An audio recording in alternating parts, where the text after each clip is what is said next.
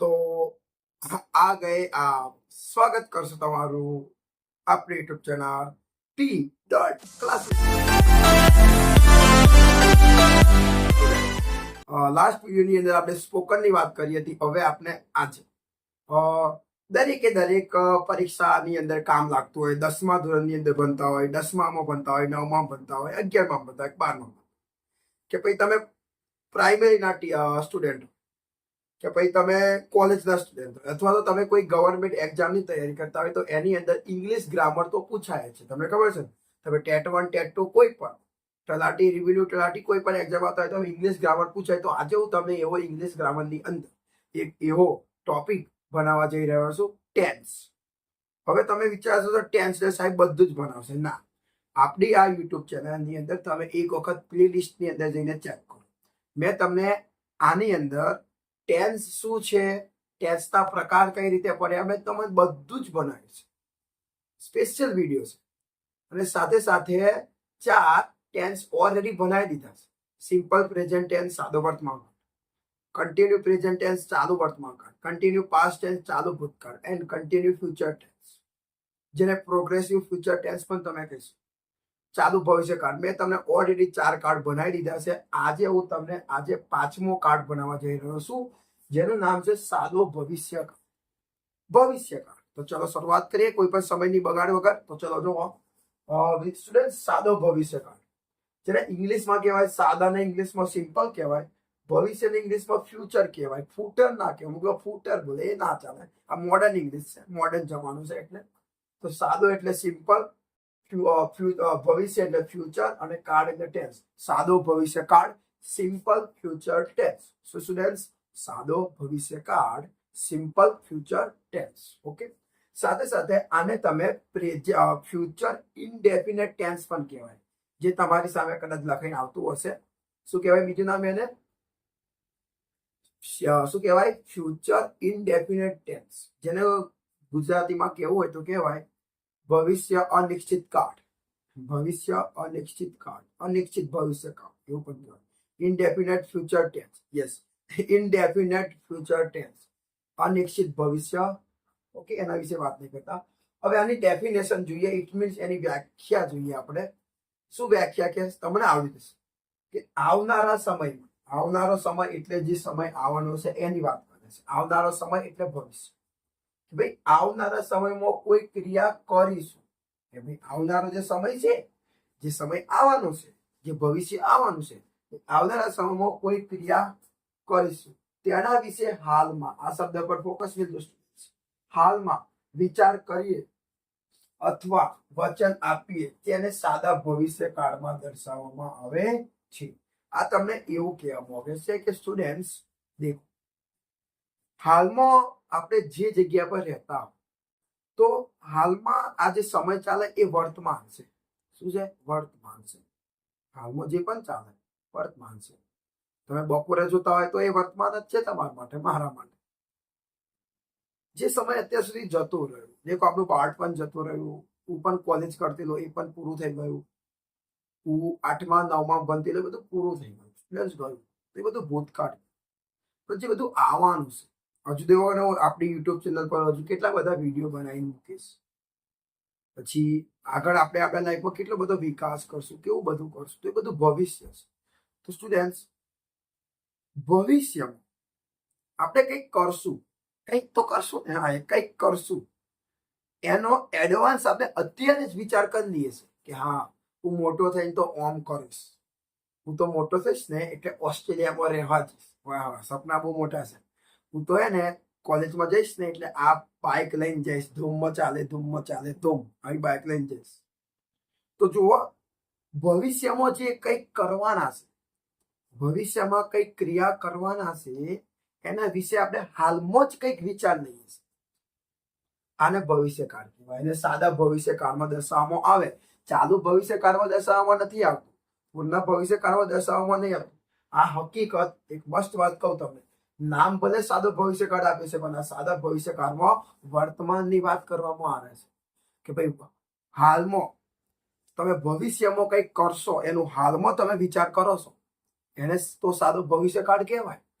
Example તરીકે હું સીધી વાત કહું, હું અત્યારે વિડીયો બનાવું છું, તો મને માની લો મારો વિડીયો ભવિષ્યમાં વાયરલ થવાનું છે, તો હું અત્યારે જ વિચાર મારો વિડીયો વાયરલ થઈ જશે તો કેટલા બધા વ્યૂ આવશે, ઓહો આટલા બધા વ્યૂ આવશે તો જોવા. અથવા તો બીજું થશે, આપણે કંઈક પ્રવાસ જવાનું હોય અને રાતે આપણે ઊંઘ જ ના બધું વિચાર આવે, અરે હું કેટલા વાગે ઉઠીશ, કોની સાથે જઈશ, ત્યાં કેવું કેવું હશે, ત્યાં જમવાનું શું શું મળશે, ત્યાં ફોટા કેવી પાડીશ, ત્યાં જગ્યાઓ કેવી કેવી હશે, બધા લોકો સાથે હું કેવો રહીશ, હું ખુશ હશું કે દુઃખી હશું, આવું બધું આપણે એડવાન્સ અત્યારથી વિચાર.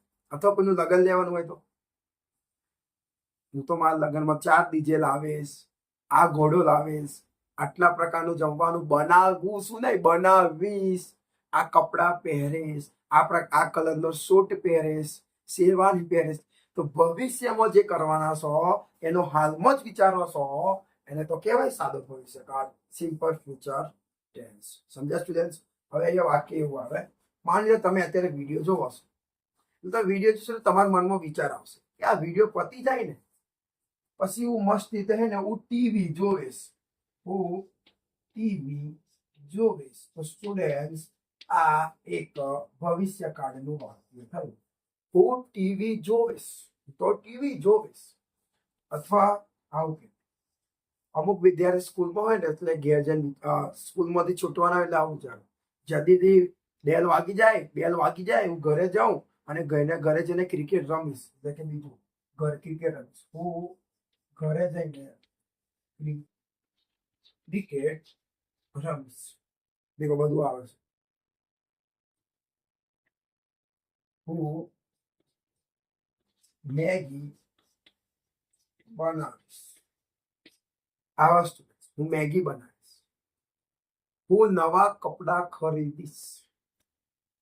હું વાળ કપાવીશ. હું નવો મોબાઈલ ખરીદીશ. હું તને મળીશ. હું તારી જોડે આવીશ. હું પૈસા કમાવીશ. હું ફરવા જઈશ. હું તારા સાથે આવીશ.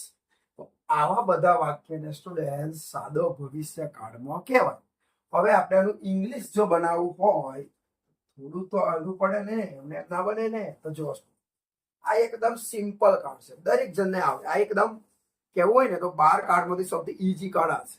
જો હવે એનું ઇંગ્લિશ જો તમારે બનાવવું હોય ને થોડુંક યાદ રાખવું પડે.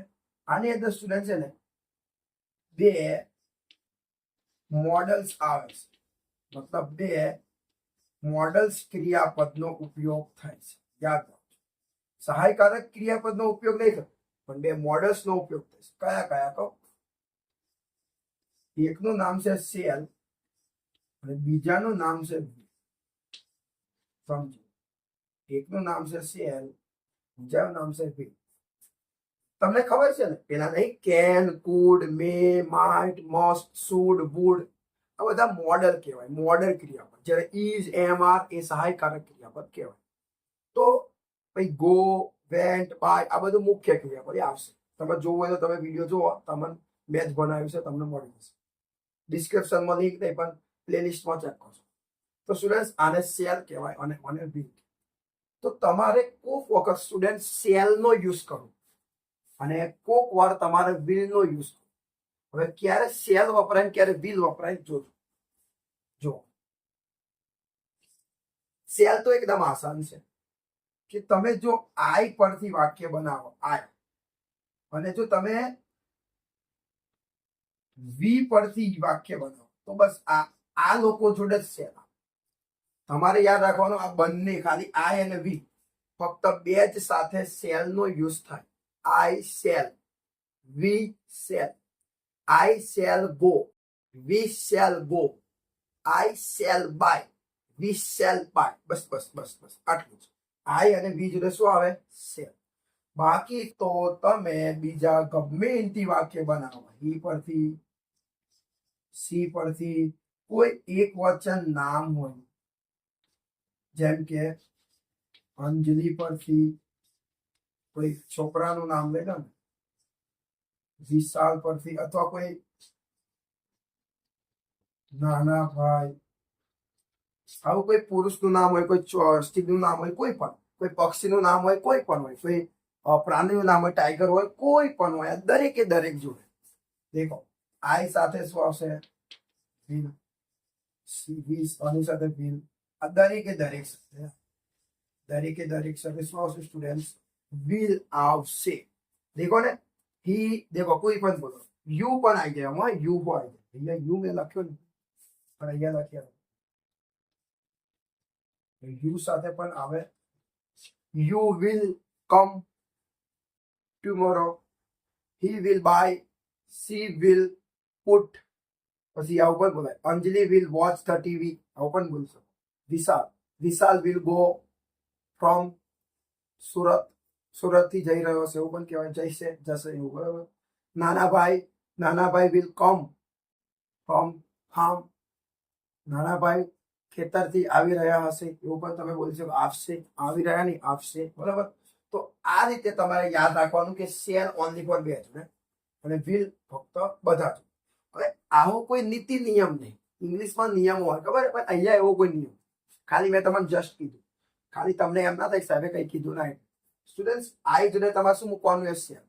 આઈ shall come, we shall come. પણ એવું નહીં, તમે એને આઈ જોડે વિલ મૂકો ને તોય ચાલે. જેમ કે આઈ શેલ કમ, પણ તમે આઈ વિલ કમ લખી શકો.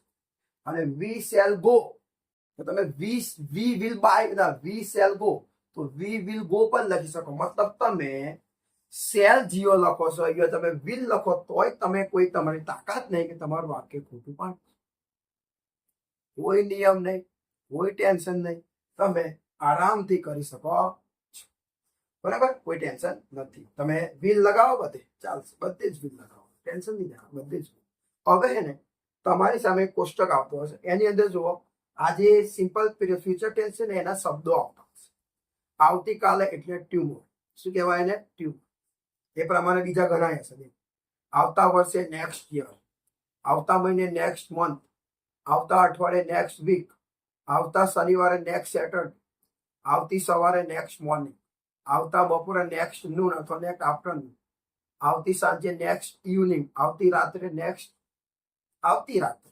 આવતી રાત્રે આ રાત નહીં, આવતી રાત જે ચાલે છે નહીં, આવતી રાત. નેક્સ્ટ નેક્સ્ટ મોર્નિંગ એટલે આવતી સવાર. જે આવવાની છે એ આવતી સવાર, બરાબર. Next morning. તો આ દરેકે દરેક શબ્દનો તમે યુઝ કરી શકો છો. હવે જોઈએ આની આપણે વર્બ એટલે કે વાક્ય. હવે સ્ટુડન્ટ્સ આગળ જોઈએ તો આપણી સામે પહેલી હકાર વાક્ય રચના લખી દીધી, જેને ઇંગ્લિશમાં પોઝિટિવ વર્બ ફોર્મ કહેવાય. બીજું શું કહેવાય? Affirmative verb form. એ શું છે જોઈએ. સૌથી પહેલા આવશે કર્તા, પછી મેં તમને કીધું એ પ્રમાણે શેલ અને વિલ મૂકવાનું. શેલ આઈ અને વી સાથે આવે, પણ કોઈ નિયમ નહીં, તમે વિલ લગાવી શકો, બધે જ વિલ લગાવી દેજો આંખો બંધ કરીને. પછી V1 એટલે ક્રિયાપદનું મૂળ ફર્સ્ટ ફોર્મ પ્લસ કર્મ પ્લસ આદેશ. આપણે એક વાક્ય લખ્યું છે જોઈએ. હું આવતીકાલે સુરત જઈશ. એટલે કે હું આવતીકાલે સુરત જઈશ. હું આવતીકાલે સુરત જઈશ. શું તમે આવતીકાલે સુરત જશો? એ ચાલશે. હું આવતીકાલે સુરત જઈશ. તો દેખો તમે જોજો, જો તમારે વાક્ય બનાવતા શીખવું હોય તો પેલા હું કેવી રીતે બનાવું છું એટલે જોવું પડે. પછી ઘરે જઈને ઘરે બેસીને તમારે એવા, મેં તમને એક વાક્ય શીખવાડ્યું, તમારે મિનિમમ 10 વાક્ય લખવા. એ પ્રેક્ટિસ કરો ત્યારે જ આવડે, બાકી ના આવડે. સૌથી પહેલા આવશે કર્તા એટલે હું એટલે આઈ. ભાઈ આઈ અને શેલ અને વિલ, તો તમે અહીંયા શેલ લગાવી દો ને. આઈ શેલ ભાઈ V1 સુરત એટલે સોરી ગો એટલે જઈશ. I shall go. દેખો કર્તા તરીકે આઈ શેલ અને વિલ માંથી શેલ. V1 ગો એ કર્મ શું છે? સુરત. આઈ શેલ ગો ટુ સુરત. અન્ય શબ્દ વધારાનો શબ્દ આવતીકાલે એટલે શું આવશે? ટ્યુમોરો. તો કઈ નહીં, એના કરતા તરીકે આઈ શેલ અને વિલ માંથી શેલ. V1 તરીકે ગો, કર્મ તરીકે તો સુરત, અને અન્ય શબ્દ આવતીકાલે ટ્યુમોરો. તો હું આવતીકાલે સુરત જઈશ. I shall go to Surat tomorrow. થઈ ગયું એકદમ ઈઝી. હવે દેખો આપણે હવે આવું ઘણું બધું બોલશે. હું આવતીકાલે સુરત જઈશ. I shall go to Surat tomorrow. હું આવતી સવારે ચા પીવીશ. I shall drink tea next morning. ભાઈ એવું પણ કહેવાય. હું આવતીકાલે નવો મોબાઈલ ખરીદીશ. I shall buy new mobile tomorrow. હું આવતીકાલે વિડીયો જોઈશ. આઈ શેલ વોચ અથવા I shall look new video tomorrow. Tomorrow ભાઈઓ પણ બોલે. Tomorrow we will go to Pavagadh. આવતીકાલે અમે પાવાગઢ જઈશું. આવું પણ બોલે. ચલો હવે નકારની વારો આવે. તો નકારમાં કઈ નહીં કાઢશું. સૌથી પહેલા કરતા, પછી શેલ અને વિલમાંથી ગમે તે એક, પછી લખવાનું નોટ, પછી V1, પછી કર્મ, પછી અન્ય. હવે દેખો વાક્યને સમજો. હું આવતીકાલે સુરત જઈશ, સુરત નહીં જાઉં. આવું પણ બોલાય. હું આવતીકાલે સુરત નહીં જાઉં અથવા હું આવતીકાલે સુરત જઈશ નહીં, ગમે. તો દેખો સૌથી પહેલા કરતા એટલે હું એટલે આ. એ તો આપણે ખબર જ છે નીતિ નિયમ પ્રમાણે. હવે અત્યારે શેલ લગાવો તો આઈ શેલ, ભાઈ ખાલી વચ્ચે શું આવશે? નોટ. V1 તરીકે ગો, કર્મ તરીકે તું સુરત, પછી અન્ય શબ્દ તરીકે શું આવશે? ટ્યુમર. બરાબર. I shall not go to Surat tomorrow. હું આવતીકાલે ચા પીવીશ નહીં. I shall not drink. હું વિડીયો બનાવીશ નહીં. I shall not make a video. ગમે તે. પછી આવું પણ કોઈ નામ લઈને બોલશે. રમેશભાઈ ખેતરે જશે નહીં. Rameshbhai will not go to farm. આપણે સમય બગાડીશું નહીં. We will not waste our time. હું તારી મદદ કરીશ નહીં. I will not. નહીં લગાય. I will not help you. I will not help you. બરાબર, સિમ્પલ. હવે યસનો પ્રશ્નાર્થની વાક્યરચના સ્ટુડન્ટ. સૌથી પહેલા આવે શેલ અને વિલ પ્લસ કરતા પ્લસ V1 પ્લસ કર્મ. દેખો વાક્ય લખે છે. શેલ બી આગળ આવી છે. બેમાંથી ગમે તે. શું તમે આવતીકાલે સુરત જશો? હવે તમને કોઈ એવું પ્રશ્ન, તમે જવાના આવે સીધી વાત છે. તમને કોઈ પ્રશ્ન પૂછશે કે ભાઈ પ્રતિક માછી, શું તમે સુરત જશો આવતીકાલે? આવતીકાલે તમે સુરત જવાના? હા, શું તમે સુરત જવાના? પ્રશ્ન એવો બની શકે. તો ચાલો પેલા શેલ અને વિલ. તો તમે છે ને, તો તમે માટે શું આવે? યુ હોય ને સ્ટુડન્ટ, તો શેલ ના આવે. શું આવે? શેલ અને વિલ. ડબલ મોટો. હા, તો will you go to Surat tomorrow? પ્રશ્ન છે, એ રીતે પૂછું.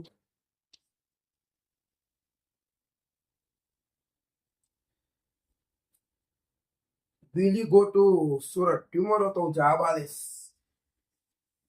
કઈ નહીં. Yes, I shall go to Surat. મેં સ્ટુડન્ટ કઈ નહીં કર્યું. આ વાક્ય કોપી માર્યું. I shall go to Surat tomorrow. I shall go to Surat tomorrow. ખાલી યસ લખ્યું. મેં શું પ્રશ્ન પૂછ્યું? પેલા મને શું જવાબ પ્રશ્ન પૂછ્યો કે શું પ્રતિક, ઓય પ્રતિક, શું તું આવતીકાલે સુરત જઈશ? એને પણ પ્રશ્ન પૂછ્યો. Will you, Pratik, will you go to Surat tomorrow? તમે જવાબ, હા, હું આવતીકાલે સુરત જઈશ. Yes, I shall go to Surat tomorrow. હજુ તમને કહીશ. શું તમે ચા પીશો? Will you drink T?